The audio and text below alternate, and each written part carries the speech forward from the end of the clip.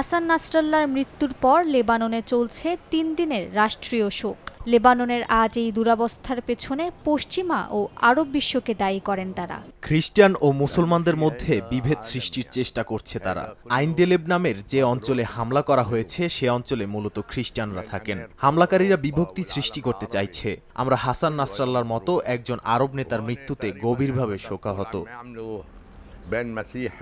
লেবাননের জনগণ আন্তর্জাতিক নিরাপত্তা আইন মেনে এই সমস্যার সমাধান চায়। দেশের স্বাভাবিক অবস্থা ফিরিয়ে আনার জন্য সেনাবাহিনীর শাসন চায় বৈরুতের বাসিন্দারা। দেশের এই বিপদে জনগণকে ঐক্যবদ্ধ থাকার আহ্বান জানান তারা। দেশে এখন সেনাবাহিনীর শাসন জারি করতে হবে এবং সেনাবাহিনী দেশের জনগণের স্বার্থকে মাথায় রেখে একজন প্রেসিডেন্ট নিযুক্ত করবে। এমন প্রেসিডেন্টকে দায়িত্ব দিতে হবে যে জনগণের সঙ্গে মিলেমিশে কাজ করবেন। তা না হলে লেবাননের ধ্বংস অনিবার্য।